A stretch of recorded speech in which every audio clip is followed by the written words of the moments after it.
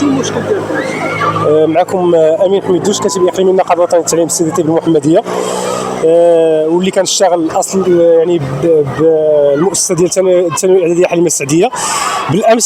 بالامس تعرض استاذ امام المؤسسه المحاوله ديال الاعتداء بالسلاح الابيض.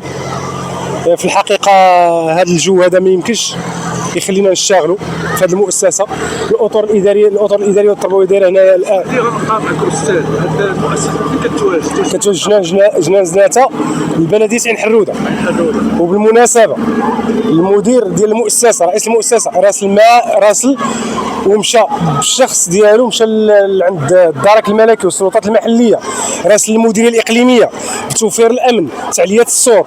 المؤسسه كتعرض يوميا للتخريب، كيجيو غرباء المؤسسه فاش كنكونوا خاويين حنا ما خدامينش، كيجيو بالعشيه يخربوا مجموعه ديال الممتلكات ديال المؤسسه.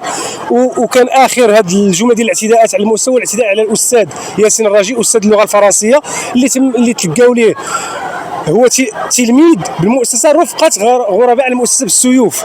يعني هادو راه ماشي باغيين، يعني كانوا باغيين يصفيوها ليه، باغيين يقتلوا السيد. هذا الشيء ما يمكنش نسكتوا عليه. كنحملوا المسؤوليه الكامله للسلطات المحليه، كنحملوا المسؤوليه كامله للمديريه الاقليميه تحمل مسؤوليتها.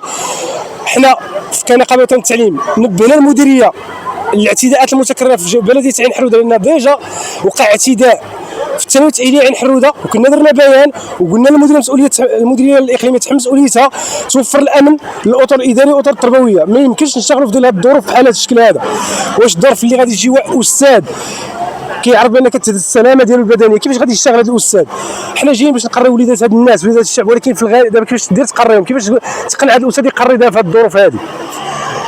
شوف غير المنطقه فاش كتواجد المؤسسه، لا اناره لا امن. ما عمرش تصادفت مع رجل امن في هذه المنطقه هذه نهائيا، رغم ان كما قلت لك كاينه مراسلات للرجال ديال الدرك باش يديروا دوريات هنايا. راه حشومه نجيو حنا نبقاو نجيو للمؤسسه حنا كنخافوا على راسنا، كنخافوا.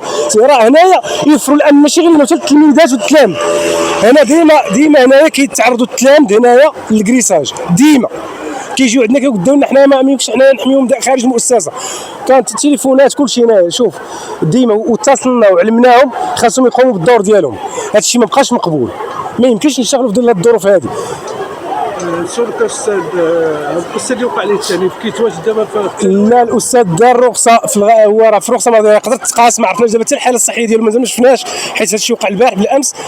الحدود اللحظه مازال ما عرفناش، كنتواصلوا معاه ما كيجاوبش، في الغالب يكون في رخصه ما جاش. دابا الاساتذه راه دايرين وقفه لداخل، ما بغاوش يدرسوا تيدار شي حل لهذا الاخر. ربما الحاله النفسيه ما يمكنش تسمع ليه دابا. كيفاش تسمع ليه تلميذ رفقه غرباء كيتعرضوا ليه؟ كيفاش هذا الاستاذ غادي يقرب على مستقبله؟ يعني هنا شوف هذا استهداف ديال المدرسه العموميه اللي بغينا نقولنا للدخول هنايا دخول كارثي. كيفاش بعدا وكيفاش وفرنا المقاعد لابناء هاد الناس اللي جاوا هنايا. نعطيك ابعد من هذا، حتى العدد ديال التلاميذ فوق الطاقه الاستيعابيه ديال المؤسسه. هاد المؤسسه كانت ذاك العام كتشتغل 300 تلميذ، هذا العام 1020 تلميذ.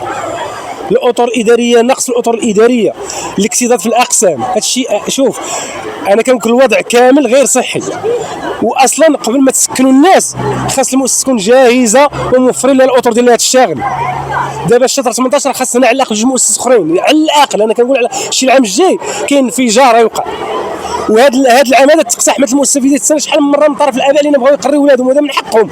ولكن هاد الناس اللي كيبنيو واللي كيجيبوا الناس قبل ما يجيبوهم يوفروا لهم، ما يبقاوش يكذبوا على الناس. هذا هو اللي كاين. كنعاود ناكد بان هذا الشيء كيتحمل المسؤوليه ديالو كامله السلطات المحليه والمديريه الاقليميه. خاصهم يتحملوا المسؤوليه في توفير الامن لا للتلميذات والتلاميذ ولا للنساء ورجال التعليم. وانا كنقول بان بلديه عين حروده ثاني اعتداء في اقل من شهر. يعني عيب وعار اصلا نبداو نجيو حنا خايفين على راسنا، خايفين على التلاميذ، خايفين. كيفاش غادي نجيو ندرسوا في هذه المؤسسات هذه؟ كينظموا اساتذه ديال حليمه السعديه اليوم وقفه احتجاجيه داخل المؤسسه نظرا لتعرض واحد الاستاذ لهجمه من طرف مجموعه من المجهولين الغرباء بالسيوف، بالاضافه الى بعض التلاميذ.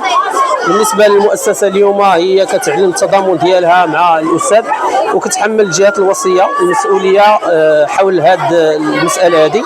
وندعو الى انه مادام انه مشروع كبير بهذا الشكل هذا فلازم المواكبه لمحاربه جميع الظواهر ديال العنف اللي كاينه داخل المؤسسه وكاينه بمحيط المؤسسه. ما تنساوش تابوناو في اليوتيوب وتضغطوا على زر الجرس باش يوصلكم جديد زناتة نيوز.